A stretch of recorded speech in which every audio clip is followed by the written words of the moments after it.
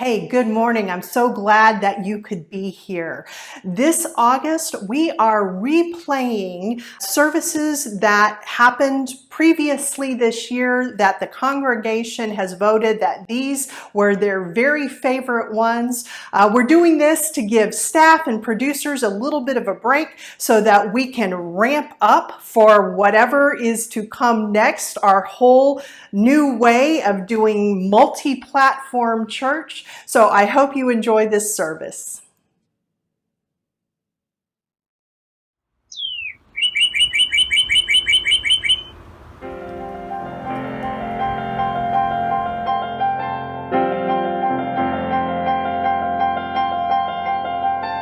Morning has come, arise and greet the day.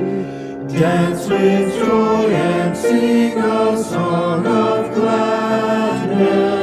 The light of hope it shines upon each face. May it bring faith to guide our journey home.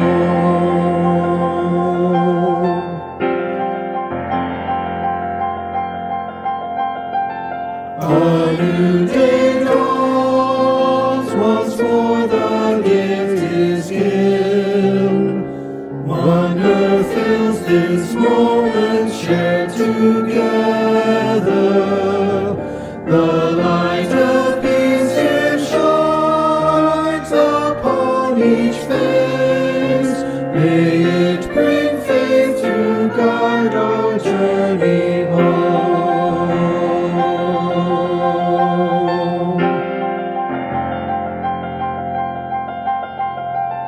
Open our eyes to see that life abounds. Open hearts to welcome it among us. The light of love it shines upon each face. May it bring faith to guide our journey home.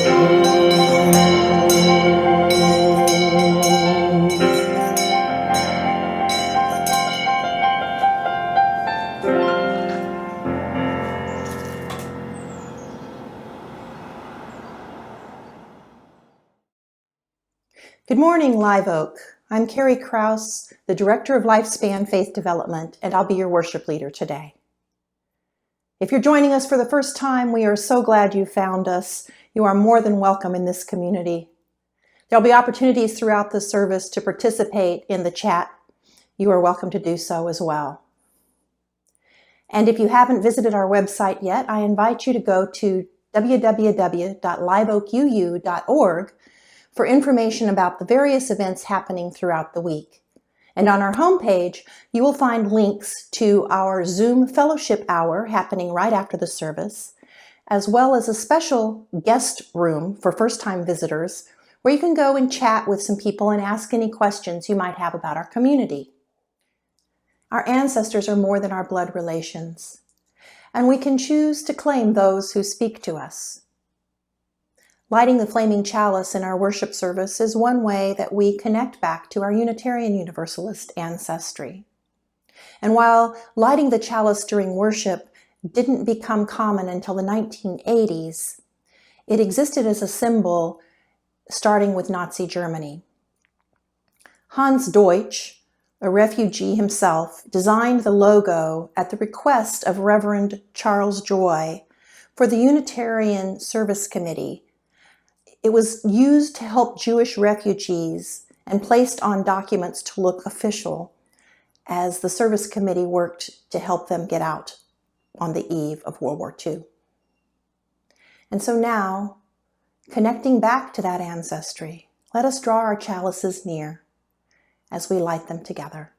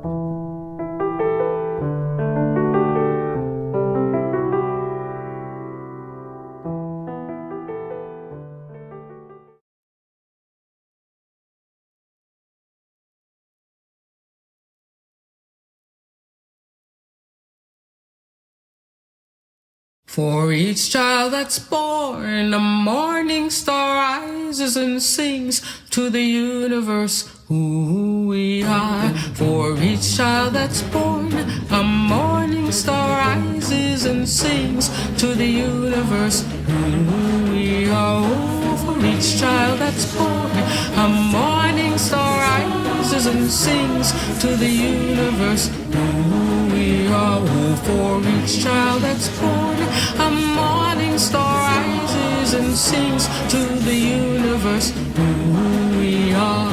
We are our grandmother's prayers, and we are our grandfather's dreamings, and we are the breath of our ancestors. We are the Spirit of God. We are mothers of courage, fathers of time, daughters of dust, and the sons of great visions. We're sisters of mercy, brothers of love, lovers of life, and the builders of nations. We're seekers of truth, keepers of faith, makers of peace, and the wisdom of ages. We are our grandmother's prayers.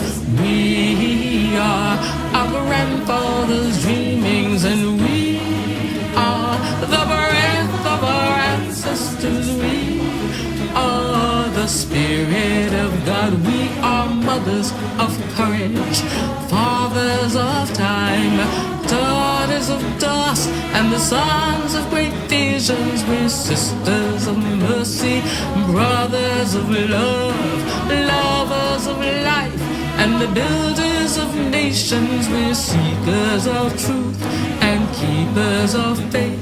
We are makers of peace and the wisdom of ages. We are our grandmother's prayers. We are our grandfather's dreamings, and we are the breath of our ancestors. We are the Spirit of God. We are our grandmother's prayers, and we are our grandfather's dreamings. We are the breath of our ancestors. We are the Spirit of God. For each child that's born, a morning star rises and sings to the universe who we are. For each child that's born, a morning star rises and sings to the universe who we are. We are one.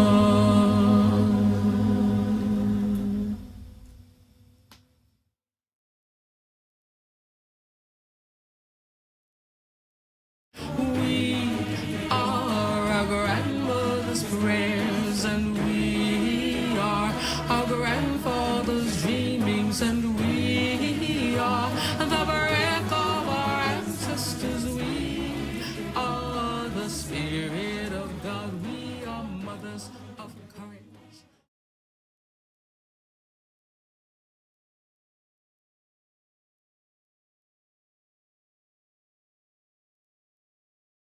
This morning's big idea is Alma and How She Got Her Name by Juana Martinez Neal. Alma Sofia Esperanza Jose Pura Candela had a long name. Too long if you asked her. My name is so long, Daddy, it never fits, Alma said. Come here, he said. Let me tell you the story of your name. Then you decide if it fits. Sophia was your grandmother, he began. She loved books, poetry, jasmine flowers, and of course, me. She was the one who taught me how to read. I love books and flowers, and you too, Daddy. I am Sophia. Esperanza was your great-grandmother, he continued. She hoped to travel, but never left the city where she was born. Her only son grew up to cross the 7 seas. Wherever her sailor son went, so did Esperanza's heart. The world is so big, I want to go see it, Daddy. You and me together. I am Esperanza. Jose was my father, Alma's daddy said. He was an artist with a big family, like many people had back then. Early each morning he walked to the mountains and the plazas to paint everyday life. Sometimes I went along. Your grandfather taught me to see and love our people. I wake up early every day, and I draw a lot, too. This morning I drew a kitty cat for you, Daddy. I am Jose. Pura was your great aunt. She believed that the spirits of our ancestors are always with us, watching over us. When you were born, she tied a red string around your wrist, a charm to keep you safe. Hello, Pura. It's me, Alma. Candela was your other grandmother. She always stood up for what was right. I am Candela. I love the story of my name. Now tell me about Alma, Daddy. Where does that come from? I picked the name Alma just for you. You are the first and the only Alma. You will make your own story. Alma, Sofia, Esperanza, Jose, Pura, Candela. That's my name, and it fits me just right. I am Alma, and I have a story to tell.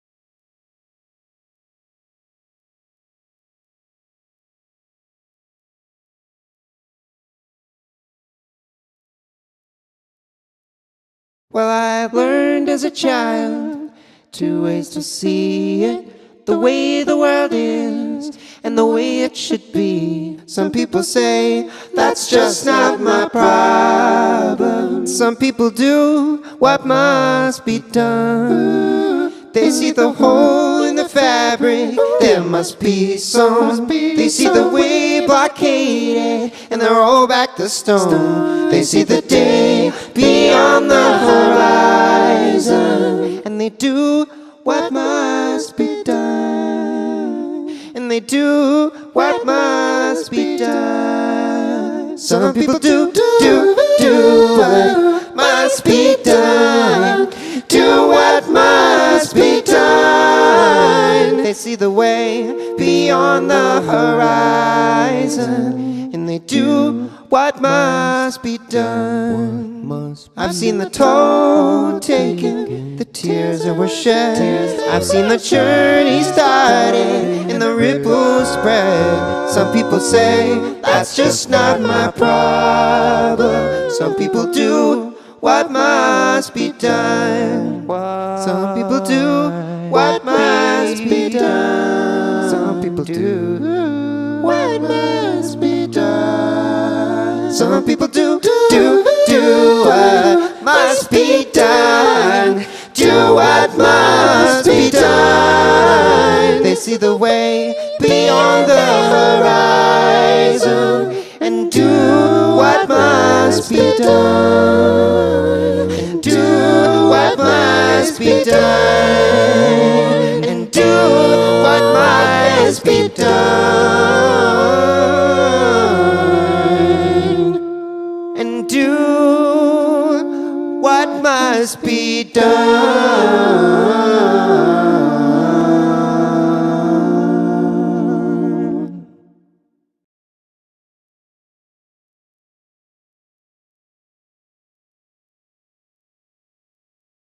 Can you hear them?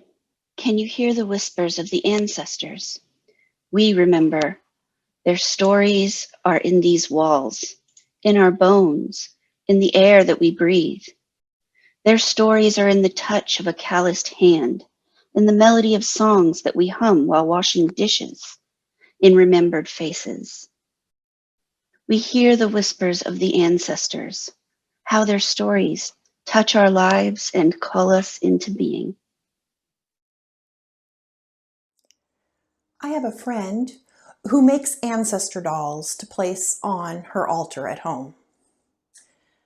Sometimes these dolls are her own blood relatives, and often they are ancestors that she has claimed, those people in her life who have influenced or shaped her through their words, through their actions, through their loving.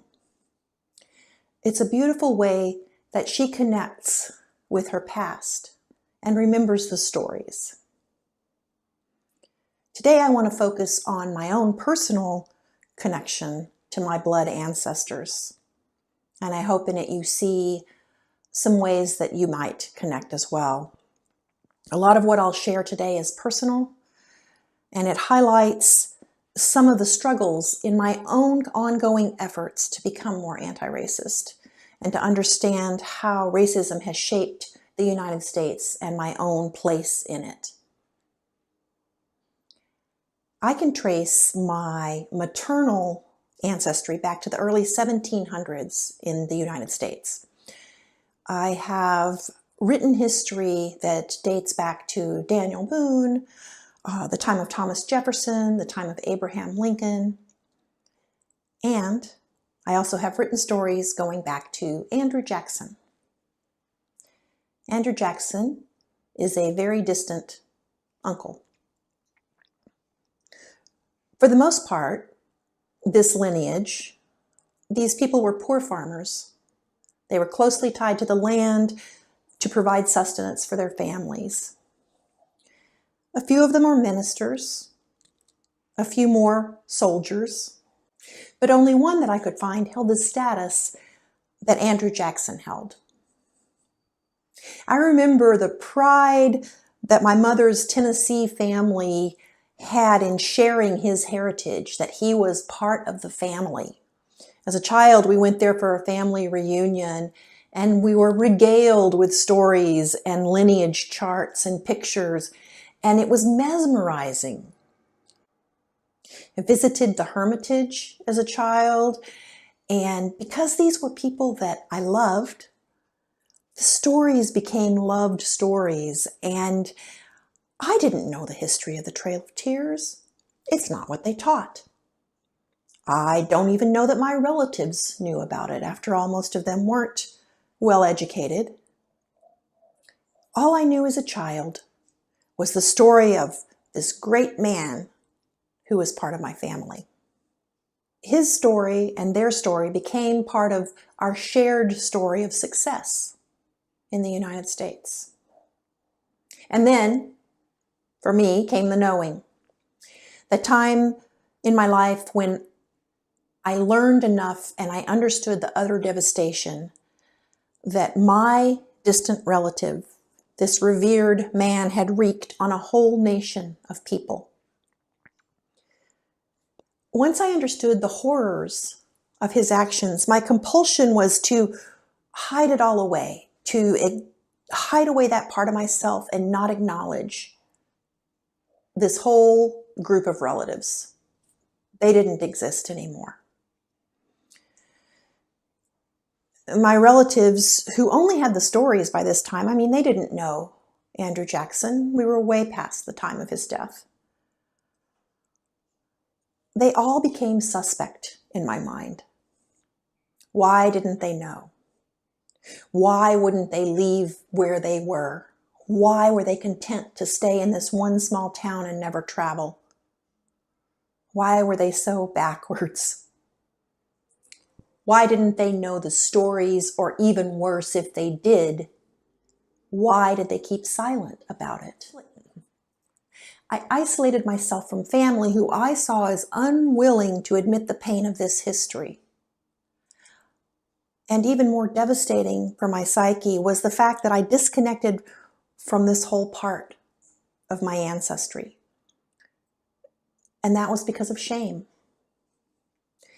I was ashamed to admit that this was part of who I was. I was living full-on whiteness, right? Hiding who I was, trying to deny my past to save face, isolating and disconnecting from my culture. In contrast, on my father's side of the family, I have an entire lineage that is lost. It was erased because of shame about class and background. I have no stories about them, very little ancestral information.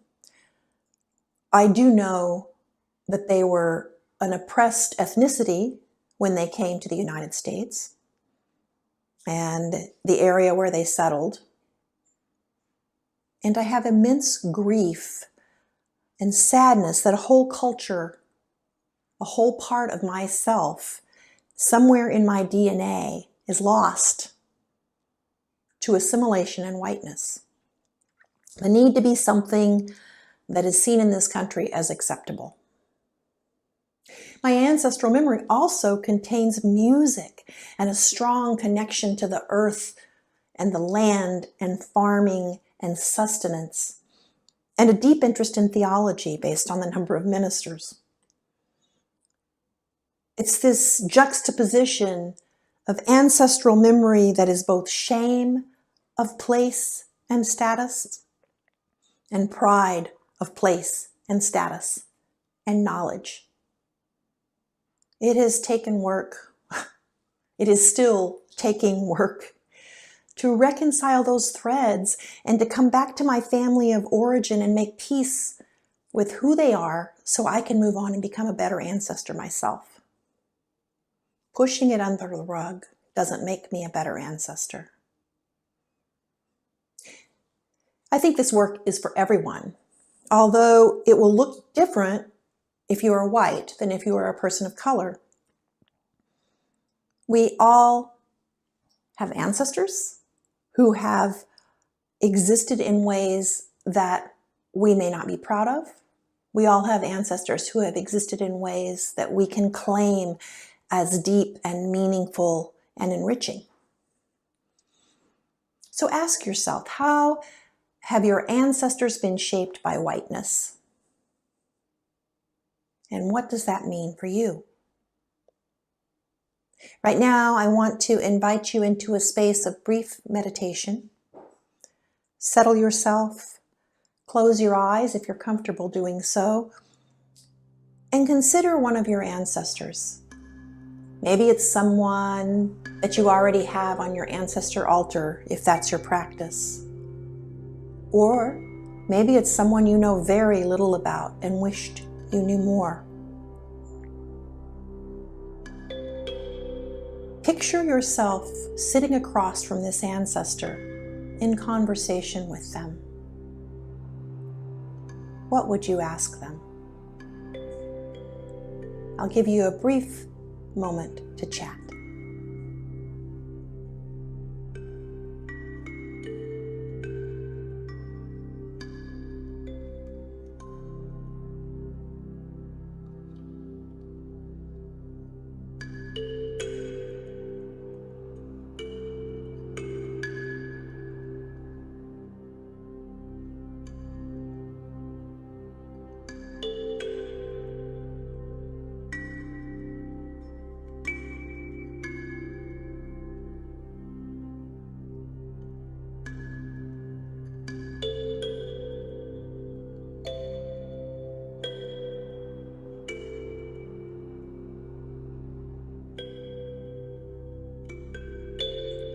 Did your ancestors speak with you?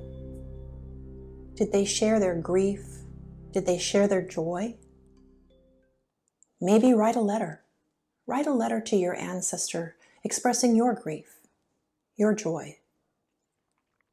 I recognize in myself the need to tell and retell the stories that honor the past while also lifting up the harm that was caused and to create new layers of meaning in doing that. Each time I tell a story, I deepen my understanding of who I am. in order for me to move forward in becoming more anti-racist, I have to come to terms with where I came from and why my life exists the way it does. Why do I have the money that I have, the education that I have? Why have I had the opportunities that I have? And rather than place all the blame in the past, I can also explore my own role in perpetuating a system that's been in place for hundreds of years. But let's not forget about our imagination. We can also use our imagination. We can use our imagination to consider our ancestors. Who were they? Where were they? What was happening when they were being socialized into whiteness? From the reading I've done, good chance that happened long before they came to the United States. We can use our imagination to consider what were they escaping when they came here? What were their hopes and dreams when they came to this country? What did they expect to find here? For some of us, those stories are written. For others, they aren't. And we may have to imagine a scenario that helps us process and connect to who we are. These are my personal lineage stories, some of them. And there's also a collective white story in the United States. And while I can't begin to know the trauma and pain that people of color have experienced around racism in this country, I can empathize, I can listen, I can learn and recognize also that the trauma of racism affects me as well. I can move from either or thinking. Either you're a victim or you're an oppressor. And recognize that the privilege that my heritage has allowed me doesn't diminish the dehumanizing effect of racism on everybody that experiences the society, the racist society. And recognizing that doesn't make me virtuous in any way. This is not, oh, I'm so woke, look at me. This is not about centering myself in the story, but about working from a place of connection. What is the moment in my DNA, in my ancestry, in my lineage, in my personal story that spurs me to do the work, that spurs me to continue learning, that spurs me to dismantle racism? While these horrible events happen that we see in the news, somebody being shot because they're Black, somebody being caged at the border, those are not my personal stories of connection. I have to find those in myself. I've had to experience the pain of my ancestry and move closer to liberation for myself in the hopes of being a better ancestor for those who follow me. My roots reach deeply. I am connected to the core of me. My roots reach deeply. I am connected to the core of me. My roots reach deeply. I am connected to the core of me. My roots reach deeply. I am connected to the core of me. My roots reach deeply. I am connected to the core of me. My roots reach deeply. I am connected to the core of me. My roots reach deeply. I am connected to the core of me.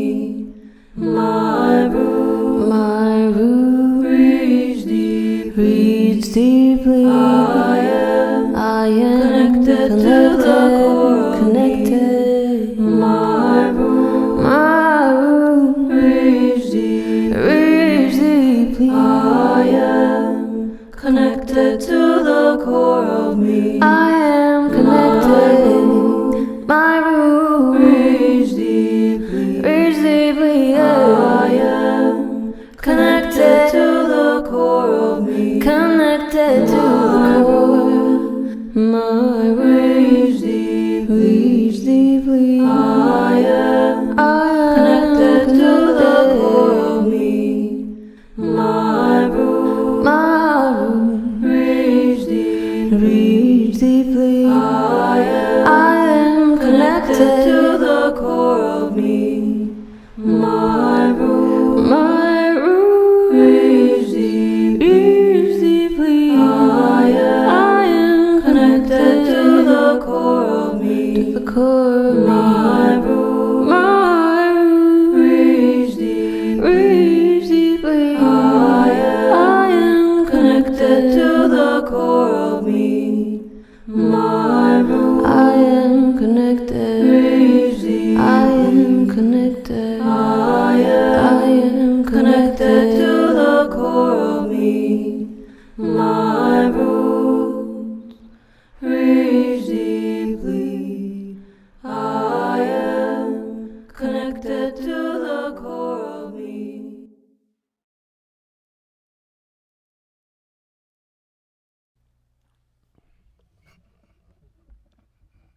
We are standing on the shoulders of the ones who came before us. They are giving us their courage, and they say we are glad you're in this world. May the strength of the ancestors encircle you. May the strength of the ancestors encircle you. And may this strength stay with you your whole life through. May the strength of the ancestors encircle you. Oh, oh, oh, oh, oh, oh. We are standing on the shoulders of the ones who came before us. They are giving us their courage, and they say we are glad you're in this world. May you have all your choices. May you have all your voices. May your wisdom now be heard. They say we are glad you're in this world. May the trust of the ancestors be healing you.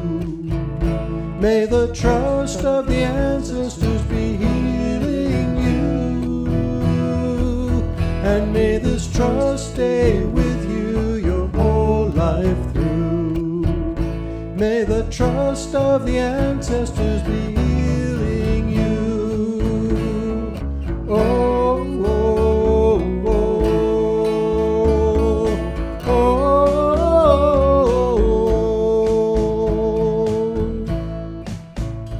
We are lifting up our vision to the ones who will come after.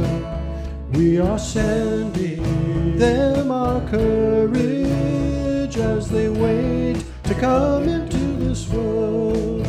May you have all your choices. May you have all your voices. May your wisdom now be heard. They say we are glad you're in this world. Yes, they say we are glad you're in this world.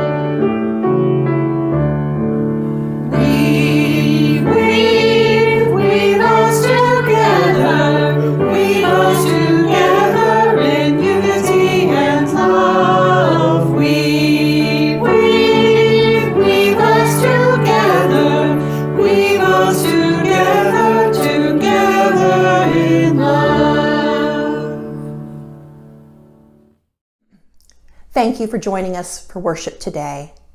Remember to go to the website for links to the fellowship hour and to the visitors table if you're interested in those.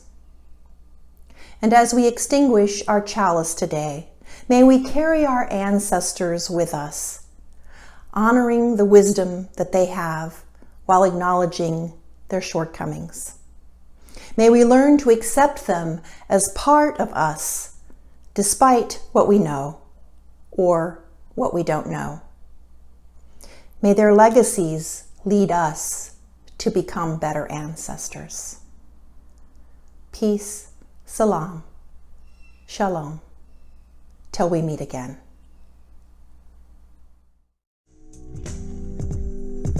Soon the day will arise when we will be together, and no longer will we live in fear. And the children will smile without wondering whether on that day thunder clouds will appear. Wait and see what a world there can be if we share, if we care, you and me. Wait and see what a world